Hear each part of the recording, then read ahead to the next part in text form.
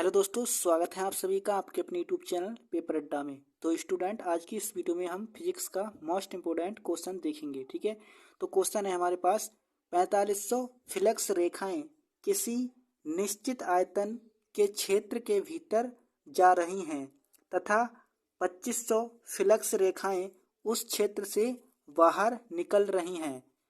उस क्षेत्र के भीतर कितना आवेश है, ये हमको ज्ञात करना है। ठीक है, ये बताना है कि कितना आवेश है। ठीक है, तो चलिए दोस्तों इसको सॉल्व करते हैं। दोस्तों, आगे बढ़ने से पहले आपसे रिक्वेस्ट है कि यदि आप चैनल पर फर्स्ट टाइम आए हैं तो चैनल को सब्सक्राइब कर लीजिए और वीडियो को लाइक कर दीजिए। ठीक है, चलिए शुरू करते हैं।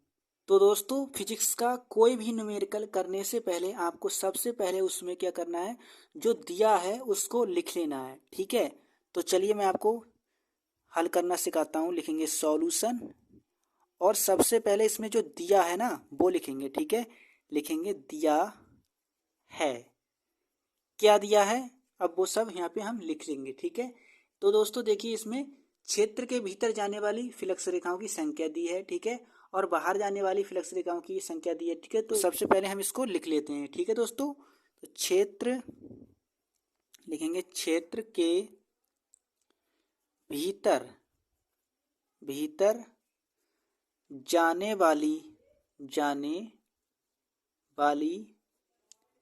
फ्लक्स रेखाओं की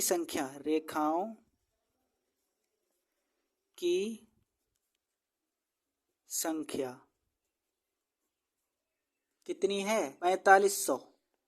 ठीक है, 4500, ये देख सकते हो दोस्तों, 4500 फ्लक्स रेखाएं क्या है, क्षेत्र के भीतर जा रही हैं। ठीक है, तो भीतर जाने वाली रेखाओं की संख्या जो कितनी है, फ्लक्स रेखाओं की संख्या 4500। राइट, चलिए अब क्षेत्र से बाहर वाली रेखाओं की संख्या। ठीक है, यानी क्षेत्र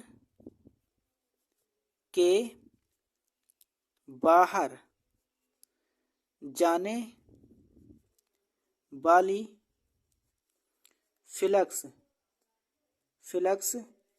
रेखाओं की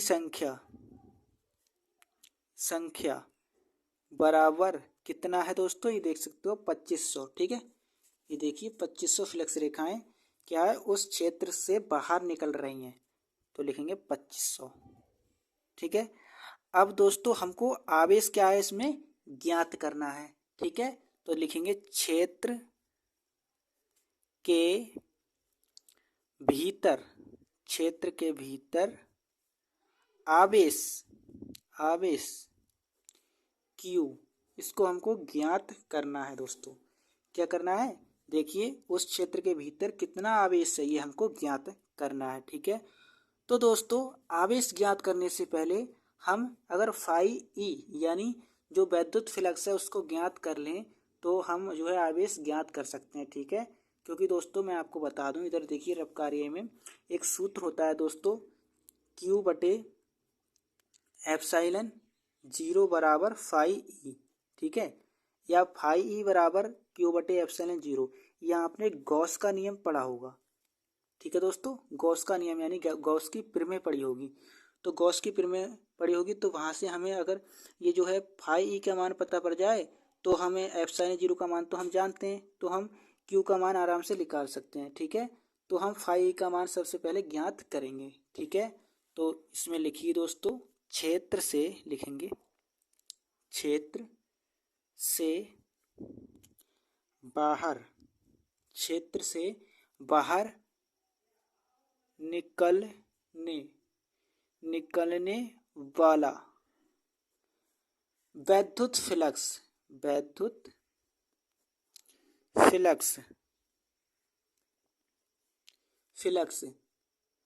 फाई ई से लिखते हैं इसे। ठीक है, फाई ई से ये हम निकाल लेंगे। तो ये सूत्र होता है हमारा, क्षेत्र से बाहर निकलने वाला वैद्युत फ्लक्स फाई ई बराबर क्या होता है हमारा, क्षेत्र से बाहर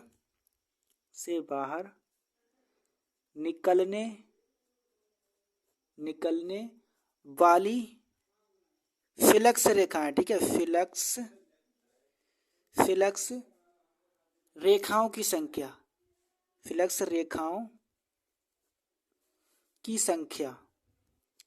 संख्या ठीक है, माइनस जो ये बाहर निकलने वाली है, फिर माइनस अंदर वाली, ठीक है, यानी क्षेत्र माइनस लगा के, ठीक है, लिखेंगे माइनस लगा के, क्षेत्र के अंदर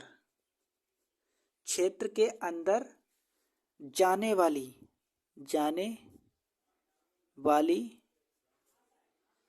फ्लक्स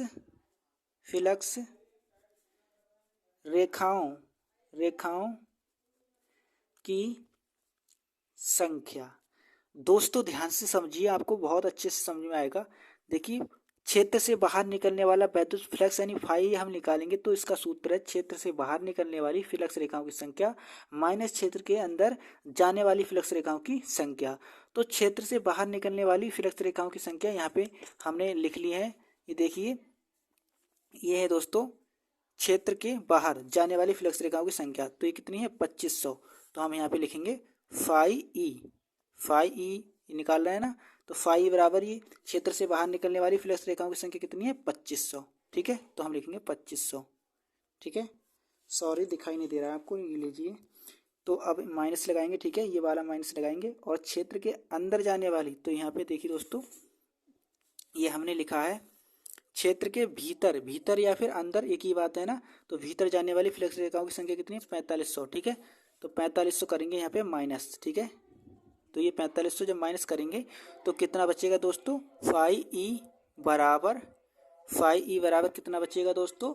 माइनस का 2000, ठीक है, माइनस का 2000 बचेगा दोस्तों, ठीक है। अगर हम 2500 में से माइनस करेंगे 4500 तो माइनस का 2000 बचेगा, ठीक है। तो अब हमको फाई ई का मान दोस्तों ये मिल गया, ठीक है। फाई ई का मान हमको ये मिल गया दोस्तों।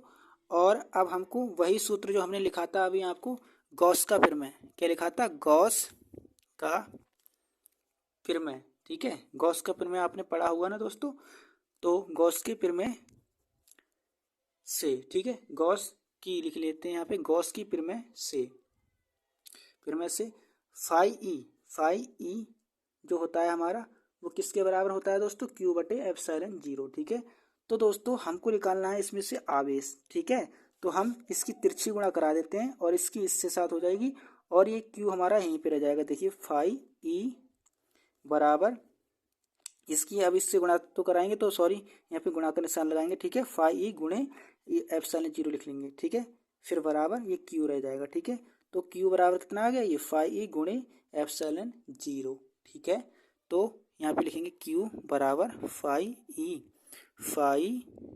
ई गुणे एप्सिलॉन 0। दोस्तों फाई ई का मान हम यहाँ पे ज्ञात कर चुके हैं, माइनस का 2000 लिखेंगे, माइनस का 2000, ठीक है, गुणे ये एप्सिलॉन 0 का मान दोस्तों आपको पता है क्या होता है?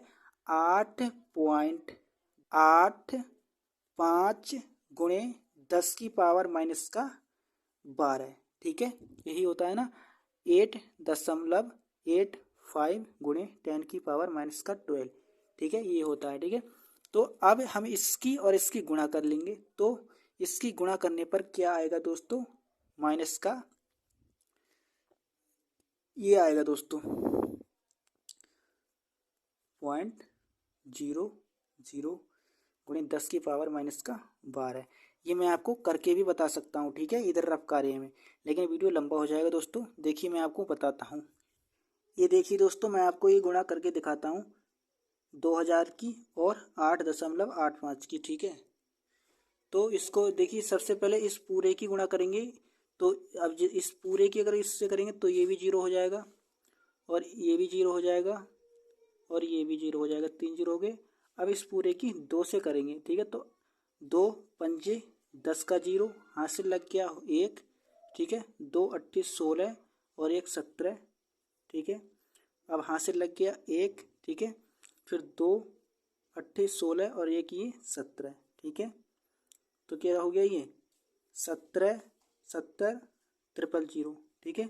फिर 2 के बाद में पॉइंट है 1 2, तो 1 2 यहाँ पे पॉइंट लगा देंगे, ठीक है। तो ये हो जाएगा 17,700, ठीक है। और दशमलव ये 00, ठीक है। तो इसको चाहो आप नहीं लिखो तो भी चलेगा, लेकिन लिख लोगे तो अच्छा रहेगा, ठीक है। तो 70.00, ठीक है। ये हमारा आ गया यहाँ पे, ये मैंने करके दिखा दिया आपको, ठीक है। तो आई होप आपको ये गुणा भी आ गई होगी, ठीक है। 2 के बाद में पॉइंट है तो 2 के बाद में पॉइंट लगाया है, ठीक है। तो चलिए अब देखिए, ये आ गया हमारा 17,700। तो ये आ गया हमारा 17,700, लेकिन ये माइनस का, ठीक है। और गुणे में 10 की पावर माइनस का 12 ही हमारा पहले से आ रहा है, ठीक है। तो अब देखिए दोस्तों, मैं आपको बताता हूँ, ये जो हमारा दशमलव है ये यहाँ पे है, लेकिन फिजिक्स ये कहती है कि कम से कम एक अंक के बाद हमारा दशमलव हो। तो हम इस दशमलव को यहाँ पे लेकर आएंगे। तो जब हम दशमलव को यहाँ पे लेकर आएंगे यानी 1.7 इसको करेंगे, तो दोस्तों ये दशमलव जितने अंक इधर आएगा, ठीक है, इधर आएगा यानी बाएं हाथ पे आएगा, तो हमारी ये पावर में ऐड होगा उतने ही अंक, ठीक है। जैसे ये दशमलव 1 2 3 4 4 अंक के बाद आया है यहाँ पे, तो हम 4 इसमें ऐड करेंगे, ठीक है। तो हम लिखेंगे 1.7, फिर 7 00 और 00, ठीक है। ये दशमलव हम इधर ले आए, ठीक है। तो ये दशमलव गायब हो गया।